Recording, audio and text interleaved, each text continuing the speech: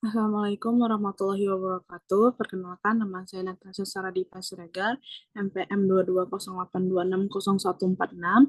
Di sini saya dari blog Obstetri. Saya akan membahas tentang ketuban pecah dini ataupun KPD. Nah, untuk pengertiannya, KPD itu adalah pecahnya selaput ketuban sebelum terjadinya persalinan.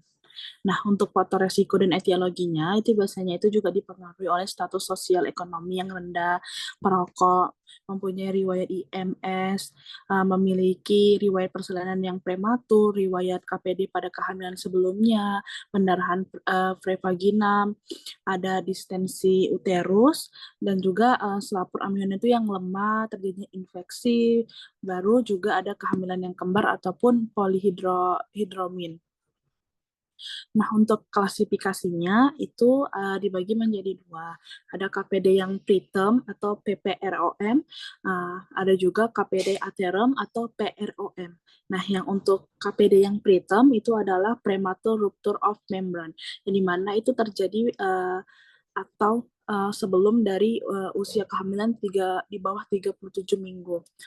Sedangkan KPD yang ateram itu adalah premature rupture of membrane yang dimana terjadi sesudah kehamilan di atas 37 minggu. Nah, untuk gejalanya biasanya itu ada keluarnya air dari jalan lahir sebelum tanda infarktu, baru di pemeriksaan fisiknya biasanya juga kita dapat di inspekulunya dapat ditemukan air ketuban bisa ada bisa enggak. Nah, untuk patofisiologinya, yang dimana yang pertama itu adalah melemahnya selaput ketuban. Nah, baru dipicunya oleh faktor resiko seperti riwayat KPD, panjangnya serviks yang pendek, pendarahan prevaginam trimester kedua dan ketiga, adanya overdistensi uterus, defisiensi nutrisi, uh, defisiensi nutrisi tembaga dan juga asam asorbat. Ada juga karena bermasalah di jaringan ikatnya, IMT-nya yang rendah, sosial ekonomi, merokok, dan juga ada obatan. Nah, dari riwayat tadi itu, nah itu meningkatkan sitokin lokal. Nah, juga berpengaruh di ketidakseimbangannya dari antara MMP dan juga TIMP, baru juga meningkatkan aktivitas kolagenes dan proteanes, baru juga akan memicu meningkatnya tekanan intrauterin, baru juga akan mengakibatkan pecahnya membran ataupun selaput ketuban dan terjadinya lah ketuban pecah dini, bisa yang aterem, bisa jadinya yang aterem ataupun preterm. Untuk pemeriksaan penunjangnya biasanya itu dapat kita lakukannya jika memang ada air yang keluar dari jalan lahir, biasanya kita lakukan tes pH dari Fordyce posterior dengan menggunakan kertas lakmus merah.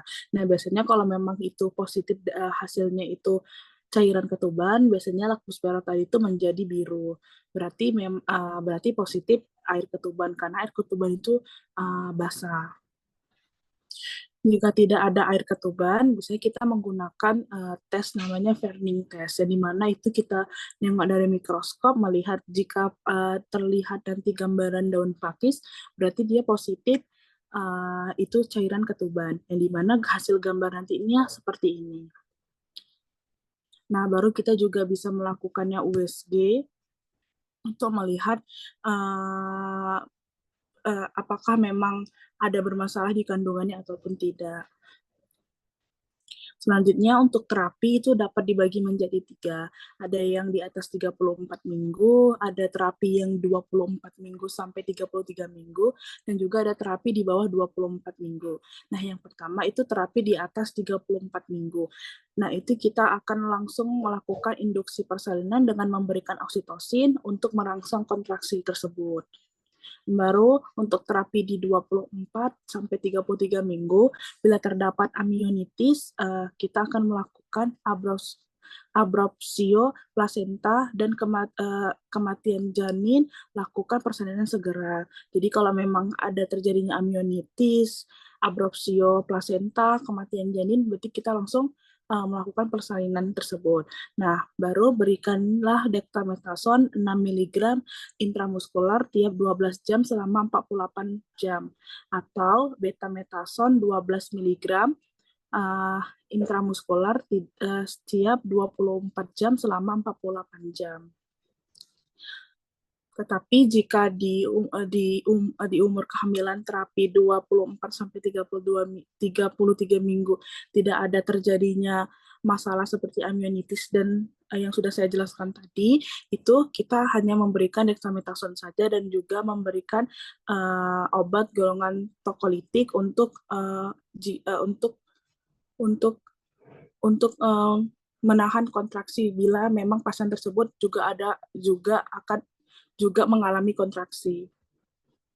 Selanjutnya untuk terapi di bawah 24 minggu, itu ada pertimbangan dilakukan dengan melihat risiko ibu dan janin.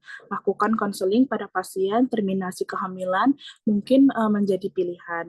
Nah, jika terjadinya infeksi ataupun chorioamnionitis, lakukan tata laksana chorioamnionitisnya.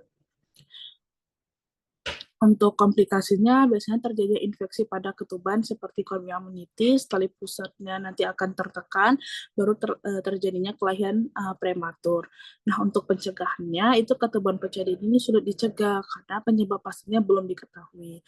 Tetapi karena adanya kaitan antara merokok saat hamil dan ketuban pecah dini, ibu hamil dianjurkan untuk tidak merokok dan langsung ke dokter jika mengalami pecah ketuban untuk menghindari infeksi. Ibu hamil juga perlu memeriksa kehamilannya secara rutin ke dokter.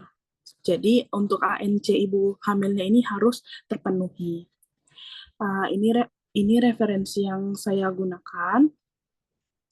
Mungkin cukup sekian dari presentasi saya. Saya tutup. Assalamualaikum warahmatullahi wabarakatuh.